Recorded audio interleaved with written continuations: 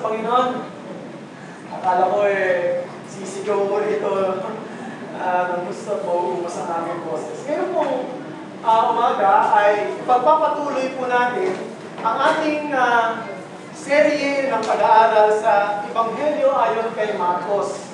Ito po ay nasa ika-36 na, 36 part of our long journey in the book of Mark. So please turn your Bible to Mark chapter 9 verses 30 to 37. Ebanghelyo ayon kay Marcos, kapitulo 9, talatang 30 hanggang 37. Mark 9:30 to 37. Babasahin ko po sa Tagalog na Biblia. Ito po ay maintindihan natin lahat. Pamilyar tayo lahat.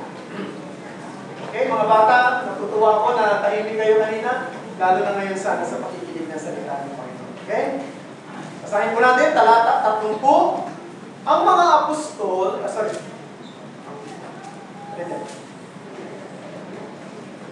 Verse 30. Umalis sila roon at nagdaan sa Galilea.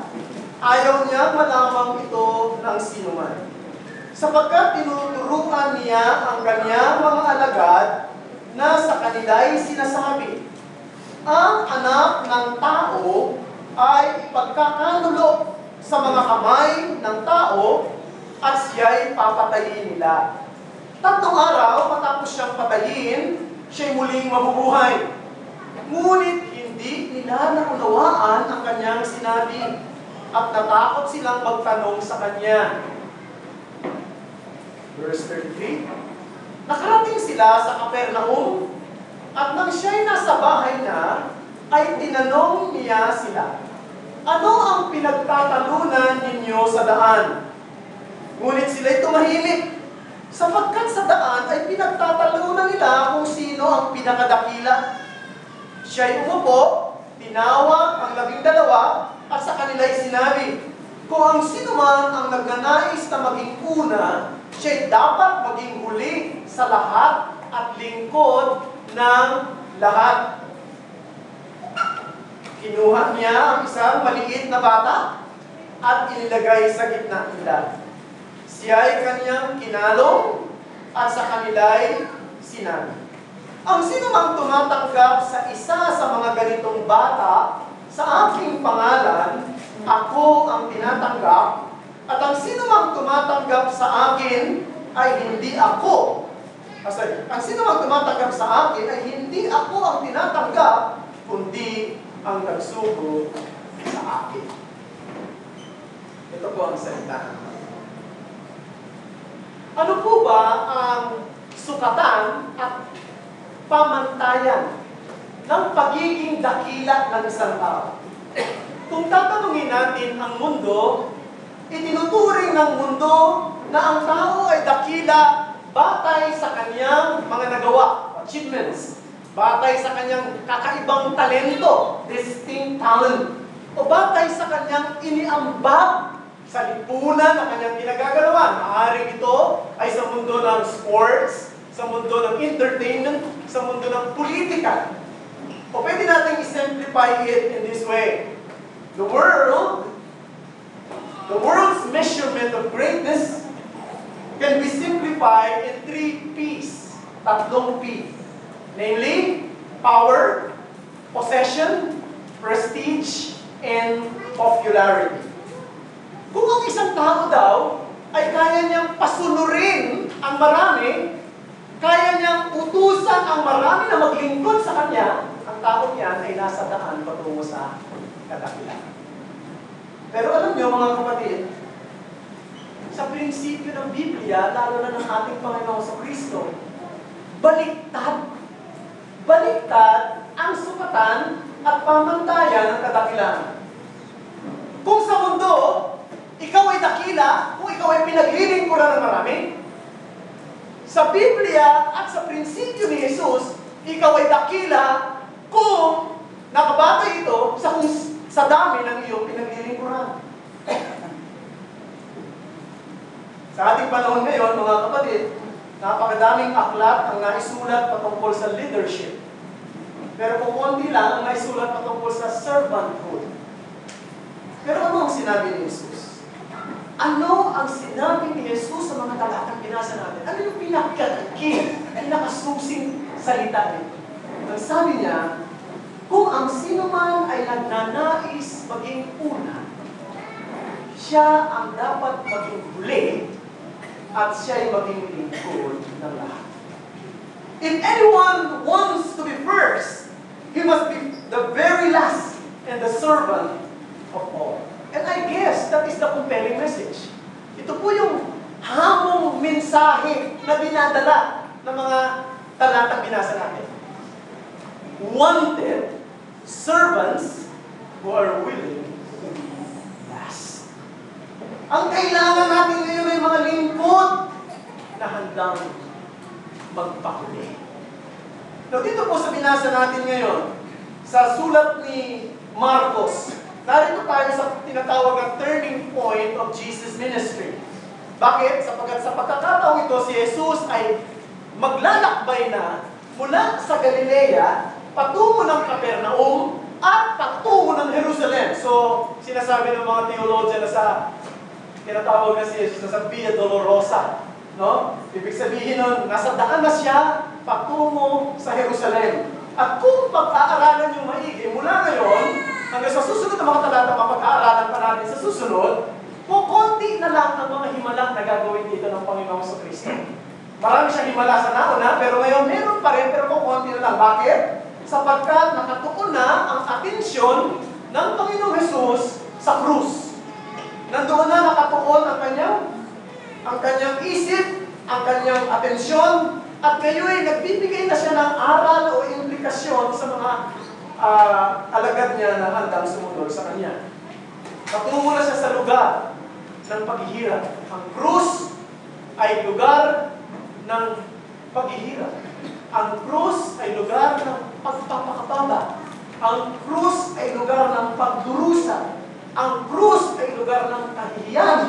Ngunit ang krus ang daan tungo sa kadakilaan. At dito ay kanyang tinuturuan ng kanyang mga alagad ang napakahalagang leksyon.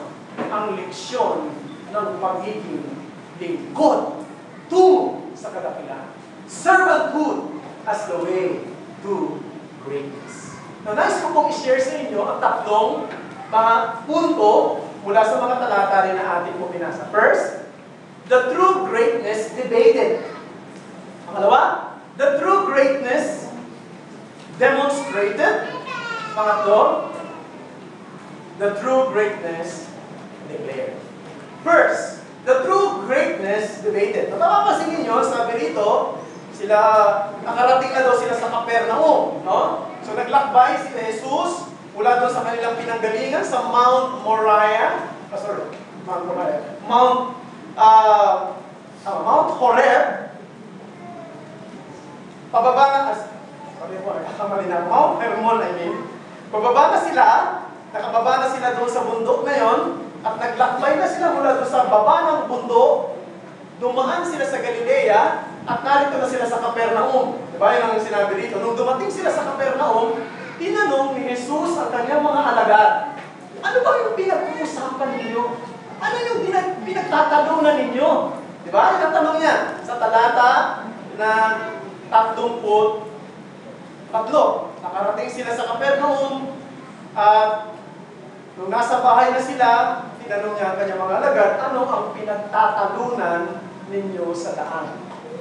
Ngayon, anong sagot ng mga alagad? Wala. Tahimik sila. Bakit? Sapagkat, ayon dito sa mga talata na binasa natin, nahihiya silang sabihin na ang kanilang pinagtatalunan ay kung sino ang pinakadakila sa kanila. Kung sino ang number 1 sa kanila bilang mga alagad. So yun ang pinag-uusapan nila. No? Habang sila naglalakad, they are arguing who was the number 1 disciple. Ang napakapangit naman na pagtatalo yan. Pagtalunan nyo kung sino mas magaling. No? Kasi alam nyo, tayo naman, kaya siguro tahimik sila, nahihiya sila, naiimbara sila doon sa pinagtatalunan. Alam din nila na nakakahiya naman na sabihin nyo. Diba? Kasi naman tayo, diba? Kung inyong mapapansin, kung kayo nakikipag-usap sa inyong mga kaibigan, kaya nagtatalo-talo kayo, no? At minsan sa tingin mo, mas magaling ka sa kanila, mas mahusay ka sa kanila, mas lamang ka sa kanila sa kaalaman. Pero hindi mo naman pwedeng sabihin, takasan, galing sa bibig mo, mas magaling ako sa inyo, nakakahiya yun. Di ba? And kung sasabihin mo mas magaling ka, ng takasan, dalawa lang ang ibig sabihin niyan. Maaring isip bata ka, o wala ka sa tamang pag-iisip. Di ba? Kasi yung mga bata lang nagtatalo-talo kung sino magaling eh. Di ba napapansin yung mga bata, nagpupunta, oh, mas maganda yung laruan mo dyan! Mas magaling! Di ba? Pinagtatalo na, mas magaling yung lolo mo dyan! Di ba naman yung mga talo-talo yung mga bata? Yung lolo ko! Nilangoy niya yung China Sea! Wala yun sa lolo ko! Hinukay niya yung Pacific Ocean! Diba? Ganun yung mga talo ng mga bata. Kasabi naman ng isa, ano ba namang klase ang mga lolo niya? Mas mahina nang di hamak sa lolo. Ang lolo ko, siya yung pumatay ng dates. Diba? Narinig niyo na yun, mga talo-talo kasi bulaga, marami daw yan eh. Pero, ano ibig ko lang sabihin? Ganyan yung mga bata kung mag-uusap, diba? Pagkabata ang maisip mo, ini-express mo na gusto yung nararamdaman mo.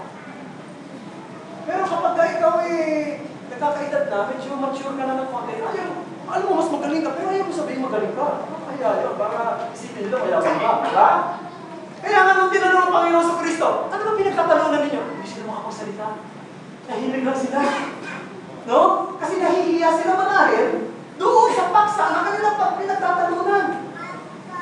Isipin mo nga naman, ang Panginoon sa Kristo, kanyang sinasabi sa kanila, yung mangyayari sa kanila, yung kapakumbaan na mangyayari sa kanila, yung kadustaan na mangyayari sa kanila, samantalang itong mga alagad niya, ang pinag-uusapan kung sino mas mataas. So, wala tayong detalye kung ano yung discussion nila, pero isang bagay ang tiyak. Ang debating ito, ang diskusyong ito, ay inuudyo ng pagnanasa na maging prominente.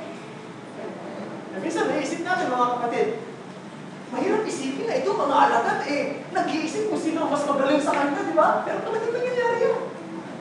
At nangyayari pa rin na gano'n yun. Aminin man natin o hindi, sa kaloob-looban ng ating puso, meron tayong nasain na maging number one. We have the desire to be number one, to be honored, and to be looked up. Alam niyo, ang pagiging mayabang, pagmamataas, hindi yan isang pribadong bagay. Nalalangtad din yan. Minsan, naitatago natin yan for a while, pero kalauna, nailalabas din yan. Pag lumabas na yan sa bibig natin, pag natamaan na yung ego natin, kapag hindi na tayo na-recognize ng karamihan. Nakwento ko ba sa inyo, minsan ako umate ng isang anniversary sa isang church. At bigla na nagkagulo. May nagwawala sa likod. Alam niyo kung bakit? Kasi mayroong isang tao roon sa likod na nagalit siya kasi nung binabasa na yung history ng church, hindi binanggit yung pangalan niya. Dahil isa siya sa founder ng church. Nung hindi nabanggit yung pangalan, nagwawala siya. Isa dyan sa mga nagtayo ng simbahan na yan. Hindi binanggit yung pangalan. Baka pinapasik pa yung sige na po tatay, babanggitin na natin. Ganyan yun. Kapag ang isang tao, bata pa, immature yan, ganyan. Pagka medyo nagbubulianin na, matanda na, okay, wala na sa tao, talagang inilalabas niya na kung anong damdamin niya. Pride is not a private thing. Ito po ay nagsisimula sa puso natin at inilalabas din natin kalaunan. Kaya mapangit ang pagmamataas. It is critical. It is judgmental. It is comparative. Kinukumpara mo. It belittles others. It demeans. It pushes others down for the sake of self-elevation. That is pride. Minsan mahirap i-contain yung pride eh. Mahirap yung pasukuin, yung pagmamataas. Totoo yan. At kung aaminin natin sa sarili natin. Ako bilang pastor, may mga tao lumalapit sa akin, humihingi ng payo sa iba't ibang usapin, maaaring sa doktrina, sa katuruan, sa theology, sa love life, sa problemang mag-asawa, conflict sa kapwa niya tao, pero bihira, bagamat meron din, na lumapit sa akin para humingi ng payo dahil may problema siya sa kanyang pagmamataas, sa kanyang kayabangan, pastor. Payuhan niyo ako kasi parang ang yabang ko talaga eh. Masyadong mataas ang kalooban ko, gusto ko magmataas eh. Bihira ko makarinig. May lumapit ka sa akin minsan, pero bihira. Bakit? Sapagkat lahat tayo, alam natin, pangit yun eh. Masagwa yun eh. Pero gusto natin yung pakiramdam na yun. Tama? All of us, we know that pride is ugly. Yet, we love that feelings. Kaya nga, alam niyo mga kapatid, lahat po tayo, hindi lang ito mga alagad ni Jesus na ito na 12, ay dapat maturuan ang leksyon ng kapakumbabaan araw-araw at sa bawat panahon ng ating buhay. The greatness related. Pangalawa, true greatness demonstrated. Dalawang bagay po kung paano i-demonstrate ni Kristo yung pong totoong kadakilaan. First, Christ as the suffering servant. Sa talatang 31 hanggang 32, ito mababasa natin. Sapagkat tinuturuan niya ang kanyang mga alagad na sa kanila ay sinasabi, ang anak ng tao ay ipagkakanulo sa mga kamay ng tao at siya'y papatayin nila. 3 araw matapos siyang patayin, siya'y muling mabubuhay. Ngunit hindi nila naunawaan ang kanyang sinabi at natakot silang magtanong sa kanya. Now dito, mapapansin natin, kinikwento na ng Panginoong Kristo ng tahasan ang pagpapakababa na kanyang mararanasan. Kung paano siya ay pahihirapan, kung paano siya ay magdurusa sa krus, mamamatay, pagkatapos ng 3 araw muling mabubuhay. Ngayon, itong mga alagad, hindi nila maintindihan yung sinasabi ni Jesus. No, bakit kaya? Naniniwala naman sila na si Jesus ang Mesaya. Naniniwala naman sila na si Jesus ang Kristo. Naniniwala na sila na si Jesus ang tagapagligtas. Ba't hindi sila makapaniwala doon sa sinasabi ni Jesus? Hindi nila maintindihan. Ay, iba mga, hindi sila magkaroon ng lakas ng loob makapagtanong. Now, alam niyo mga kapatid, yung ginamit na salita rito sa verse 31, sabi, ang anak ng tao ay ipagkakanulo sa kamay ng tao at siya papatay nila. Alam niyo po yung salitang anak ng tao. Son of man. Yung po salitang son of man, hindi po yan salita na sa New Testament nagsimula. The word son of man does not originate in the New Testament. Ito po ay galing sa Lumang Tipan. Yan ang hindi alam ng marami. Yan po ay isang titulo na galing sa Lumang Tipan. Noong pa man, yung salitang Son of Man ay inihula na. At ang isang prominenteng talata sa Lumang Tipan na binanggit ang salitang Son of Man ay doon sa pangitain ni Daniel. Sa chapter 7, verses 13 to 14, nagkaroon ng pangitain itong si Daniel.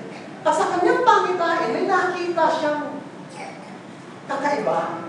Ito, basahin natin para mas maintindihan natin. Daniel chapter 7, verses 13 to 14. Daniel chapter 7, verses 13 to 14. Ito po sinasabi. Patuloy akong nakakita ng pangitain sa gabi. At narito, ang isang gaya ng anak ng tao. Yun ang, Son of Man, na dumarating kasama ng mga ulap at siya'y lumapit sa matanda sa mga araw at iniharap sa kanya.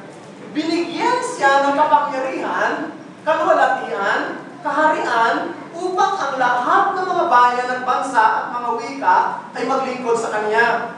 Ang kanyang kapangyarihan ay walang hanggan kapangyarihan na hindi lilipas at ang kanyang kaharian ay hindi mawawasak. So, ito pong salitang ito ay pamilyar yan sa mga Hudyo sapagkat sila ay pamilyar sa Lumang Tipan, lalo na sa mga nag-aaral ng Lumang Tipan. Alam nila na yung Messiah ay tinatawag ding Son of Man. At siya, sa pangitain ni Daniel, siya ay humaharap sa Ancient of Days. Galing daw siya sa Ancient of Days. Yung Ancient of Days, itutukoy doon sa Diyos na siyang noon pa. Pagkatapos, binigyan daw siya ng kapangyarihan, ng kalwalatian, at pinarangalan ng maraming bansa. Yun ang Son of Man. Ngayon, binagyan dito ni Jesus, yung anak ng tao ay magdurusa. Hindi ikaw nasa isip ng mga alagad. Ang anak ng tao ay luluwalhatiin. Ang anak ng tao ay pararangalan. Ang anak ng tao ay bibigyan ng kapamahalaan. Ayon sa Daniel.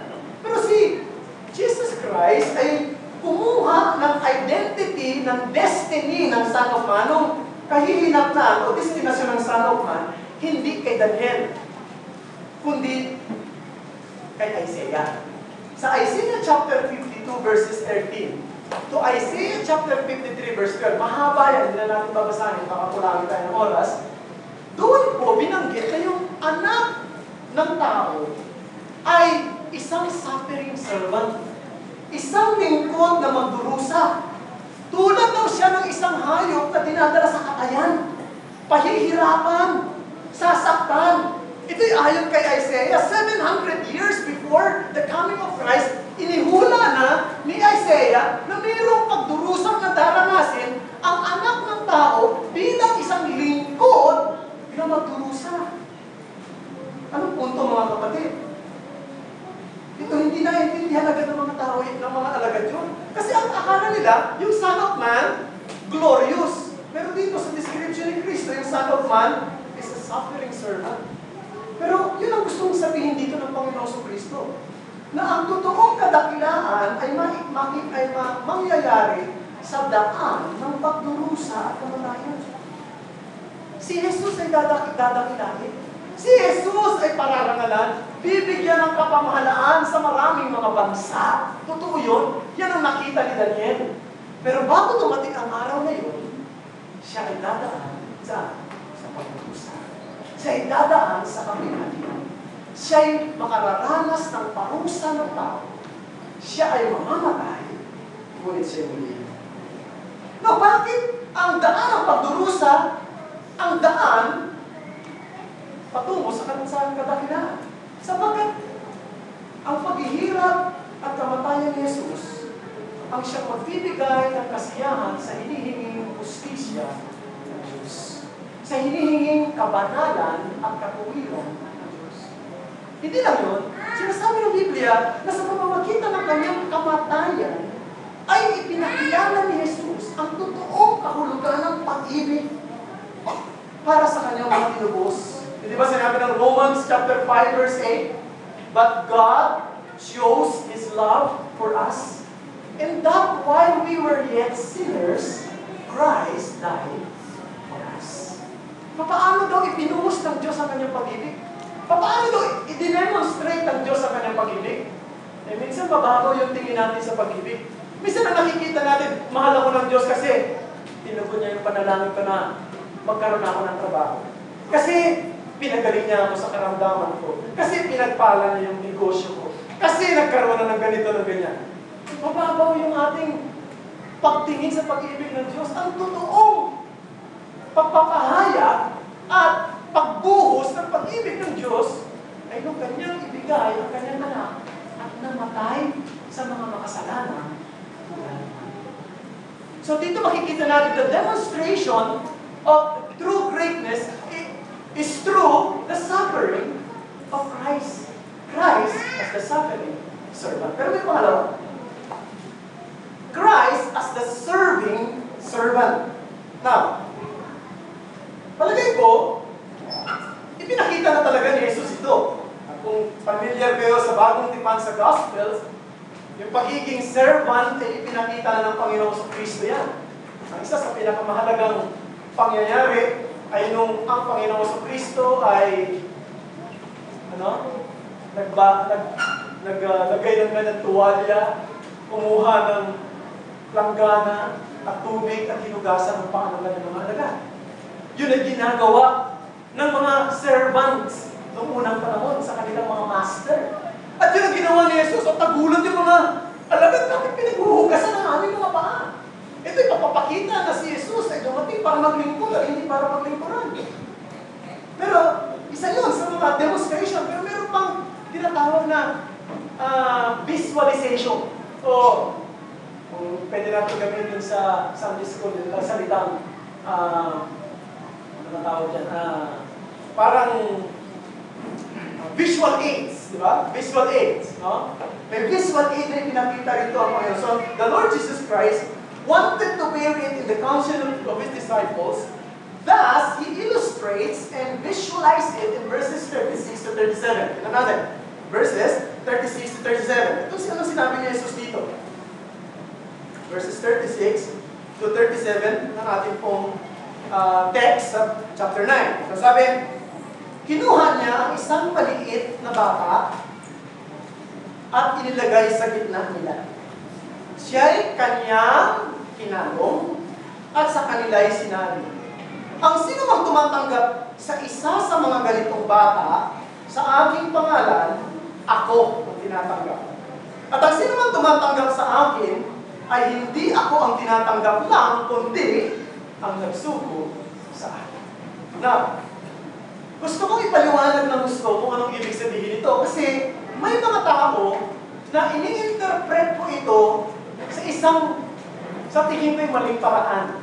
Ang tingin nila, ang sinasabi daw ng Panginoong Jesucristo rito ay magpakababa tayo tulad ng mga bata. Hindi po yun ang ibig sabihin. No? Alam niyo ba kung bakit hindi yun ang ibig sabihin? Kasi yung mga bata, hindi naman humble eh. Humble ba yung mga bata? Okay, mga bata, nakikinig dito sa akin. Humble ba kayo? Humble ba talaga ang mga bata? Kung titingnan natin ang kanilang kalikasan at ang kanilang ugali, yung mga bata bang maliliit, natural ba silang masunurin? Natural ba silang mapagpasako sa kanilang magulang? Sa mga nakatatanda sa kanila? Pag sinabi mo ba sa bata, tahimik? Tahimik ba talaga? Pag sinabi mo ba, upo? Upo ba talaga? Ha? Hindi ba ang bata? Kung titignan natin may self-centered sila. No? Yung nakikita nila na maganda sa paningin nila, gusto nilang makuha. No? Kung ano yung nararamdaman nila, kahit wala silang pakialam sa paligid. Kaya nga magwawala yan eh. Pagka yung gusto niyang masunod eh, hindi masusunod eh. Tama ba sa inyo mga anak niyo? Humble ba ang mga bata? Humble ba talaga sila? Mapagpasalamat din ba talaga ang mga bata? Are they thankful? Are they naturally thankful? Of course, tinuturuan ng mga magulang. Magpasalamat ka anak, ha? Punta ka doon, sabi mo, thank you. Pero yung bata, natural ba silang thankful sa mga... Ang feeling nila, yung binigay mo sa kanila, parang rights nila yun, di ba? Ang punto dito mga kapatid, ang mga bata, they're naturally self-centered. In fact, they are worthless. They are weak. They are dependent. They are nothing. They are hard-headed. Naturally ungrateful. Yan ang mga bata. Kaya hindi po pwedeng ang ibig sabihin nito ay maging tulad kayo ng mga bata. Magpakababa kayo tulad ng mga bata. Ang ibig sabihin ng Panginoong Jesucristo, hindi niya inuutusan ang kanyang mga alagad na magpakababa tulad ng mga bata. Sinasabi niya sa kanyang mga alagad, tumulad kayo sa akin. Yan sinasabi. Tumulad kayo sa akin. Paano niyo illustrate? Kinuha niya ang isang bata. Isang batang matigas ang ulo. Isang batang self-centered. Isang batang matinumanon sa mga Bisaya sa Bulacan. Isang bata na kung ano yung nararamdaman, i-express niya kahit wala siyang pakialam sa paligid. Isang bata na matigas ang ulo at naturally ungrateful. Isang batang dependent, weak, helpless. Kinuha niya. Ang punto rito mga kapatid, ang pagiging tunay na lingkod ay yung bang tanggapin mo, paglingkuran mo yung mga taong hindi ka dapat paglingkuran. Yung mga taong hindi minsan nagpapasalamat sa iyo. Diba? Yung mga taong minsan walang appreciation sa ginawa mo.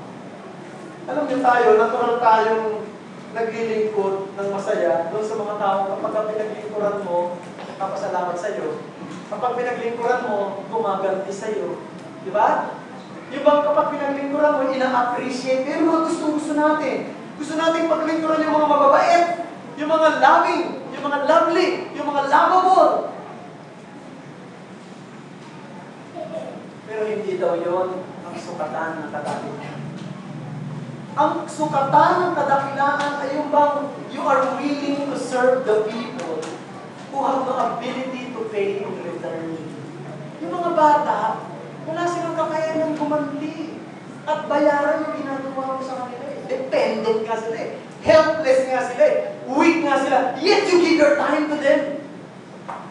That's the point. That's the object lesson here.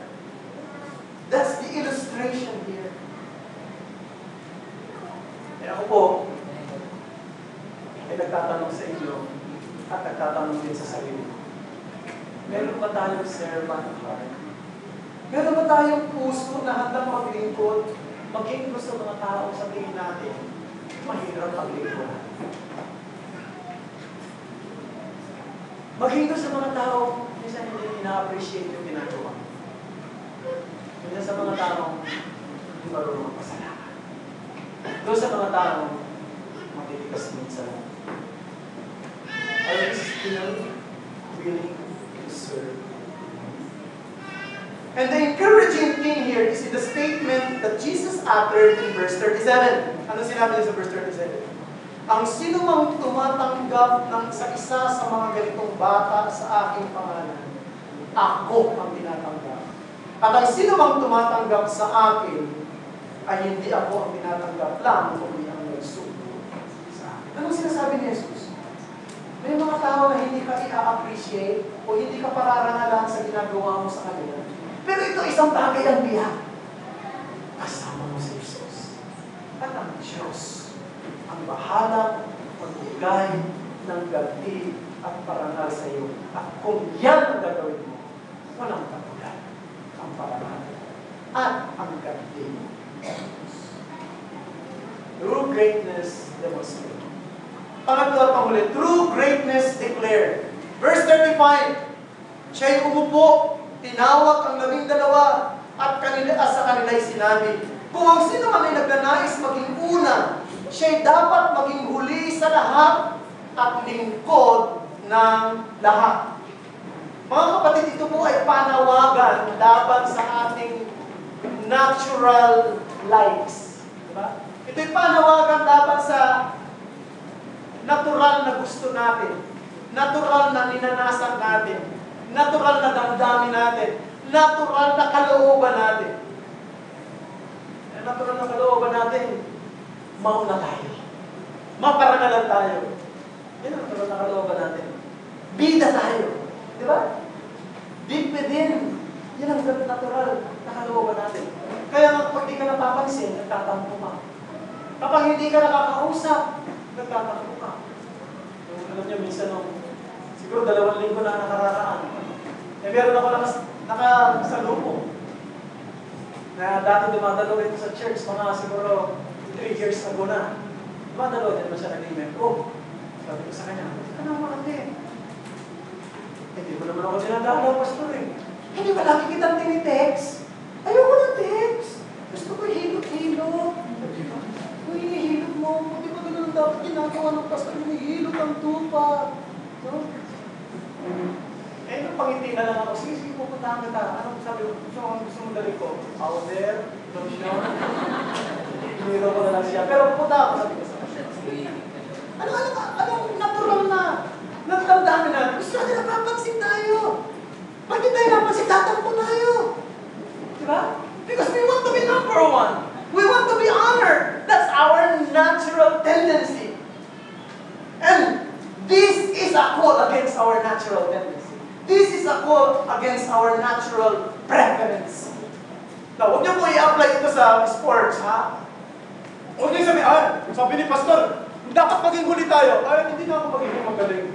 Hindi ko na isushoot. Bigay ko na lang sa kalaban. Hindi naman po. O kaya naman, sabi pala ni Pastor dapat pala una ako. Hindi ko na pag-iigihan ng aking trabaho, ang aking negosyo. Kung may competition, mauna na sila, mahuli na ako. Hindi po. Sapagkat hindi po ito sa konteksto ng negosyo at sports. Ito po ay nasa konteksto ng buhay sa kaharian ng Diyos. Ito po ay buhay na ipinamumuhay ng isang Kristiyano sa komunidad ng mga mananampalataya. Ang punto dyan, mga kapatid, ano ang gusto mo mangyari bilang isang Kristiyano? Ikaw ba ay handang magbigay kahit na walang nakakakita? Ikaw ay handang mag-share ng iyong mga tinatangkilik kahit hindi napapansin ng iba? Ikaw ay handa na magsakripisyo ng iyong damdamin, alang-alang, sa pagsunod sa mas mataas na panawagan at kalooban ng Diyos? Minsan meron tayong mga gusto, meron tayong damdamin, pero labag sa kalooban ng Diyos, handa mo pang isakripisyo yan, alang-alang sa mas mataas na panawagan at kalooban ng Diyos. Handa ka bang maglingkod kahit na hindi ka napupuri, kahit hindi ka napararangalan ng iyong pinaglilingkuran? Meron po isang lalaki, pagkatapos ng digmaan sa pagitan ng Inglaterra at ng Amerika, nagkaroon ng digmaan yung dalawang yan noong unang panahon. At yun ay naging dahilan ng pagiging independent ng Amerika. Dati ang Amerika ay nasa ilalim ng Inglaterra. Pagkatapos ng digmaan, naging independent ng Amerika, naging United States of America. Dati ang tawag sa kanila New England. No? Pagkatapos na naging United States of America. Minsan mayroong isang lalaki na nakasakay sa kanyang kabayo at umiikot siya sa iba't ibang lugar. At minsan nakita niya ang grupo ng mga lalaki na binubuhat ang isang malaking troso na nakahambalang doon sa daan. At tila bagay hirap na hirap sila sa pagbubuhat. Pero merong isang lalaki roon, ang trabaho naman niya, taga-utos. Sige, 1, 2, 3, buhat! Ikaw, buhat! Nilapitan niya yung lalaki. Sabi niya, mas maganda siguro tumulong ka. Kasi hirap na sila eh. Sabi ng lalaki, ako ang commander ng pulutong na ito. Ang trabaho ko ay magutos, to give order, and not to do a work. Sabi ng lalaki na nakakabayo, tumahimik na lang siya, bumabasa sa kabayo, at siya tumulong sa pagbubuhat. Hanggang sa ito ay mailagay sa isang tagig. At pagkatapos nilapitan niya, yung commander, sabi niya, Commander, kung kailangan mo ang tulong ko, huwag kang mahiyang lumapit sa akin. Handa akong tulong. Sabi ng commander, salamat, pero sino ka ba? Ano pangalan? Sabi niya, ako si George Washington. Ang presidente ng United States.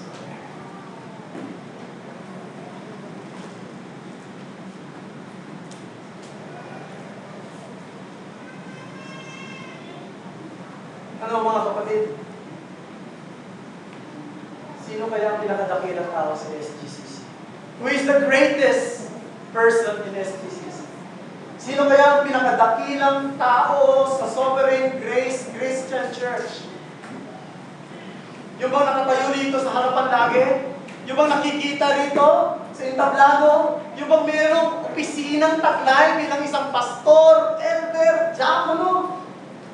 Sila ba?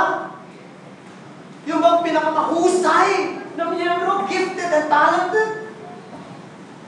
The greatest man and woman is the one who served God selflessly. Ang pinakadakilang miyembro ng iglesyang ito ay ang taong naglilingkod na hindi umaasa ng kapalit. Amen.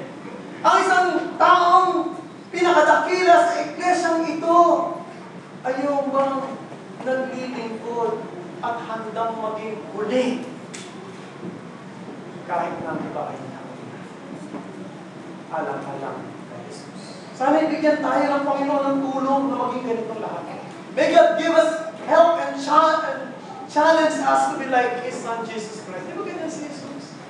Di ba sinabi ni Jesus, ako'y dumating dito? No? Ako'y dumating hindi para paglingkuran, kundi para maglingkod at para ibigay ang aking buhay sa marami. Ganito ka ba? Handa ka ba maging ganito? Ito ang daan tungo sa kadahilan. This is the only way to greatness. Isang tanong ko rin, bago ako magtapos, ligtas ka ba? Kristiyano ka na ba? Kung hindi ka pa Kristiyano, kung hindi ka pa mananampalataya, hindi ka kailanman magiging tunay na lingkod. Hindi ka kailanman magiging tulad ni Jesus. Kaya ang aking hamon sa iyo, lumapit ka kay Jesus. Magpakababa ka kay Jesus. Isuko mo ang sarili mo kay Jesus sa daan ng pananampalataya at pagsisisi. At maliligtas ka. At mapapatawad ka. At mapapabilang ka sa kanyang kawan. At pagkatapos no'y magiging lingkod ka niya. Yan sana ang makita sa atin. At yan sana ang magiging ugali natin lahat. Tayo pong lahat ay tumayo, mga kapatid, at tayo na lang.